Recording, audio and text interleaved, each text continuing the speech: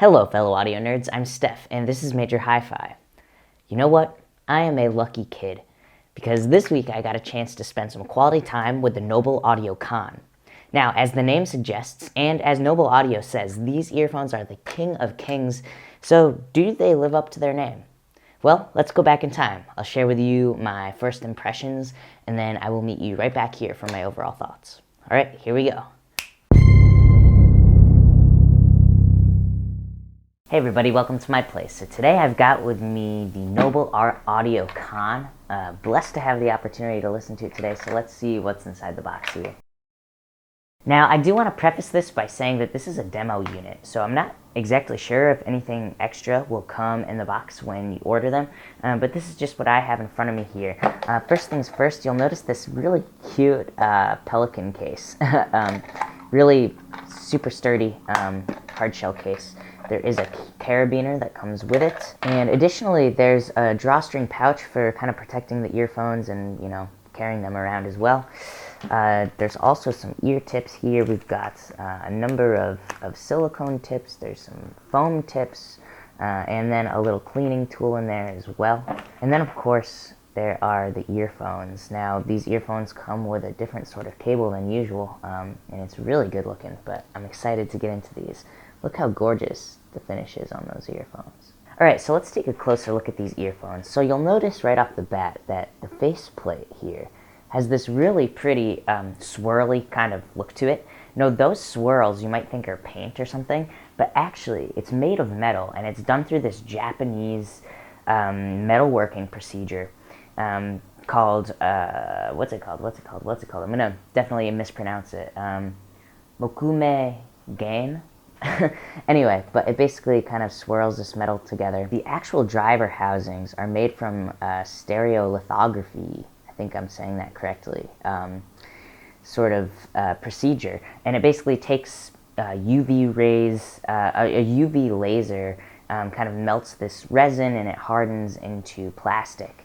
So they're actually made plastic, but done in this, you know, really exact way. So both pieces are very exactly the same. And then here, if I take off the actual ear tip, you'll notice that this nozzle is made of stainless steel. So the thing I think is most interesting about these design features is that while the earphones are very durable and made to really last, they also have this really great sort of lightness to them from the driver housing material. So I think it's a really cool design, and very curious to see how they fit.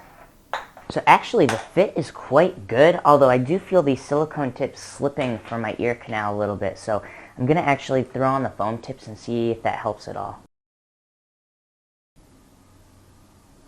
Oh yeah, this is much better and very secure. Wow, really sound isolating too. Yeah, I'm actually very impressed, because with some of the other Noble Audio earphones, I had a harder time for sure getting them to sort of stay in the ear. This feels very secure, and also, yeah, the foam tips, I guess, makes it extremely sound isolating. If you're an audiophile on the go, like, whew, you're gonna really like these, I think. Now, as for the way these are fitting, the driver housings, I don't know if you can really see how they're fitting in the ear, but they're not, I don't feel them touching my ear at all. Really, the only thing that's touching the ear is, you know, the tip on the edge of the nozzle there. So I'm very impressed. And then I think these ear hooks actually are helping kind of keep that, you know, keeping them in place as well. So it's not really a stiff kind of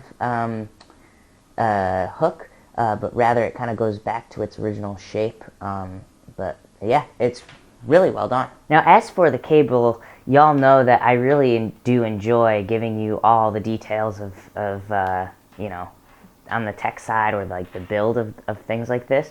I really had a hard time finding the information on this cable, but you will see that it is like a braided sort of lit style, it looks like, and it does have 4 conductors kind of going throughout. Not sure if this is the exact same as the stock cable, or the usual stock cable that's in all black, but you'll see that this one is white and black. As for the other aspects of the cable, I do love how these cables are so malleable. You can really kind of like tightly wrap it up It doesn't get in the way. In other words, it's super, super manageable. And I also think that the connectors themselves feel really sturdy. This is like a metal kind of connector here for the 3.5mm connector. And then I'll also mention that the connectors that go to the earphones themselves are 2-pin. So yeah, you can sort of find other cables if you want to kind of go along with these if you kind of get to that point. But yeah, really overall, the cable seems really good, sturdy, but also very manageable and light. Now, I do, before getting into the sound, just want to tell you a little bit about what's inside these driver housings here. There are 4 balanced armature drivers, 1 dynamic driver that's 10mm, and 1 10mm piezo transducer driver. Now, I had never really heard of that kind of driver before, so I did a little bit of research, and it's actually quite interesting, and it sort of comes together. Basically, it involves an electric charge that accumulates inside of certain materials, and upon putting pressure on it. So I'm not sure exactly how it works with these earphones, but it is pretty interesting. It's the same sort of technique that actually they use in quartz watches. They use those piezo transducers to create the electricity to run the watch because it's super precise. So anyways, yeah, very interesting. All right, so let's take a listen here. I've got the earphones plugged into the FIO X7 Mark III here. So let's see how they sound.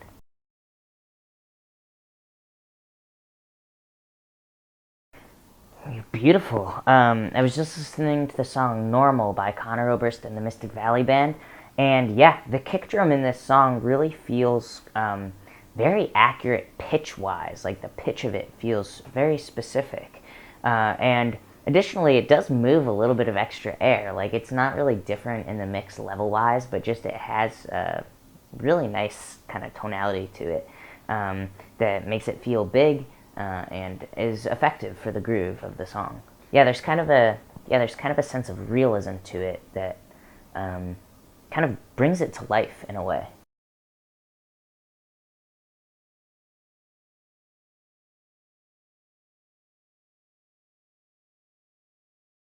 Alright, I was just listening to the song Crash by Against Me, and yeah, the mid-range feels great, very harmonically complex. The vocal and sort of like the top range of the electric guitar, like kind of the nice like distortion of it feels smooth, but also like steps forward in the mix in a really important way. It doesn't feel like it's overly boosted, it just feels like it's a little bit closer to me. But then the rest of the electric guitar feels really full. Again, a lot of harmonic complexity there. And I kind of got the same feeling too from the bass guitar, which doesn't feel louder in the mix, but just feels full. And kind of everything together. Yeah, I really like it. There's a little bit of character there, like the electric guitars, because of that sort of high-mid thing that's going on, does feel like it's leaning in that direction, but still maintains that sense of kind of realism that I'd want from something like this. So very, very cool mid-range here.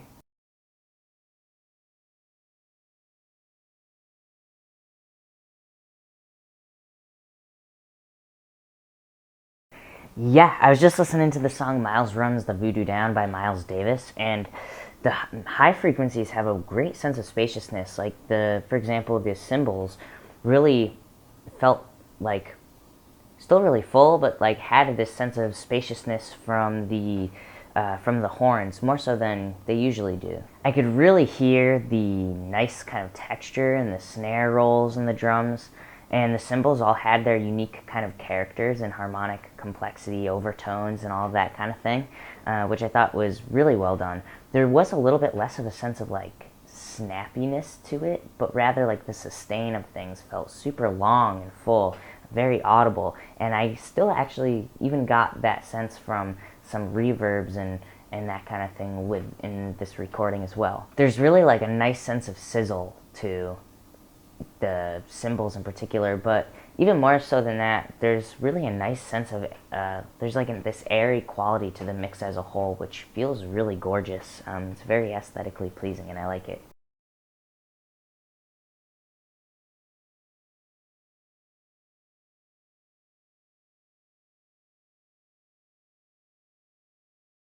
Okay, I was just listening to the song My Honey and Me by The Emotions, and I really, really like the soundstage on these. There's so much nuance. Like, for example, the contrast in depth between the intimate vocal and the organs and electric guitars is really, really noticeable and really great. It creates this sense of realism again, that I'm getting a lot from these earphones in general. Likewise, the drums, the guitars, even like the background vocals, the mid-range being the way that it is, I could really hear the full kind of reverbs and room mics and everything that kind of is creating even more of a sense of like depth and complexity to the mix. Kind of brings it to life a bit. And that said, also the electric guitars and the organs that are kind of panned out. There's really a good contrast between the phantom center, which feels really very strong, and then the things that are really far out to the side. So very, very effective soundstage so far. Very excited to keep listening to these, and I'll meet you back at the MajorHiFi office with my overall thoughts. All right, here we go. Overall, the low frequencies of the Noble Audio Con are some of my favorite low frequencies that I've heard, really. And the reason is this. It sort of mixes this sense of evenness, naturalness, realism with a little bit of a sub-bass bump, and I love that kind of sound signature. But additionally, the low frequencies are quick, and this sort of comes across as a sense of very like accurate pitch-wise. So if you have sub-synths or sub-bass or kick drums or anything like that, it all kind of comes through with a sense of like very accurate pitch as well. And I think that's really important for just, hearing really what is there and getting the full effect of the low frequencies. Likewise, the mid-range also has a nice sense of dynamic movement. Now, in terms of its sound signature, there's a little bit of a broad sort of boost right around the low mids. Just kind of creates a sense of nice energy down there. The middle part of the mid-range felt super even to me, and as a result, you get a nice sense of harmonic complexity that works well for a wide variety of genres and really comes through as a sense of realism. But then, there's some extra sort of clarity and detail and presence to these earphones in the high mids. Kind of brings everything forward a little bit, but doesn't take away from the soundstage at all. I'll get to the soundstage in a minute, but it just sort of creates this sense of like presentness and detail that I think is, really aesthetically pleasing, although gives these earphones a little bit of character, a step away from neutrality, I guess. Overall, the high frequencies of the Con are really aesthetically pleasing. And while they maintain a great sense of harmonic complexity for, to really reveal the character of complex cymbals and strings, they also have a little bit of a sense of character. There's a bit of a cut in the lower treble, and that's sort of balanced by a sort of sense of evenness in the upper treble and then a sense of a boost in the upper octave. As a result of that lower treble, cymbals and other sort of high-frequency rich instruments come through a little bit less chunky than they would otherwise, yet still sort of maintain their character, for lack of better words. But then they also have a greater sense of separation from instruments that might have otherwise created a sense of crowding there. So there's great separation with the highs as well. And then, of course, that upper octave boost gives a sense of beautiful airiness and sparkle to sort of mixes as a whole in general. Really just a beautiful sounding high frequency spectrum here. As for the sound stage of the Con, it's very, very well done and lots of nuance across all three dimensions. As for the sense of width, there's a really strong phantom center, and it feels almost expansive going out to the sides. There's a really big contrast between what is panned far out and the things that are, centered in the mix. As for the sense of depth, there are really two things going for it. One is that there's such a sense of quickness and kind of spaciousness across the entire frequency spectrum, that it really creates a beautiful sense of nuance between the things that feel intimate and the things that feel further back in space. Add to that the sort of even and full mid-range, which reveals reverbs and room mics very well. You get a super nuanced and really just effective sense of depth. And then in terms of the height, because of that sub boost, and then because of those sparkly, kind of airy highs in the upper octave, yeah, there's amazing contrast there. And not only is it, not only is the contrast there, but you also just get a real sense of nuance and separation in the vertical domain. Overall, the Noble Audio Con is a great option for a wide variety of genres. It fits well in my ear, actually better than most of the other Noble Audio stuff, and it also is gorgeous looking. So if you are looking for something that can handle harmonically complex instruments and genres, and you like a little bit of that sub boost down there, then I think you might really enjoy the Noble Audio Con. Thank you so much for watching. If you'd like to check out another perspective on the Con, be sure to check out the description box down below. I'll leave a link to my colleague's review of the same earphones. And then, yeah, if you like the video, please give it a thumbs up. And for more videos like this, be sure to subscribe. All right, I will see you next time. Bye.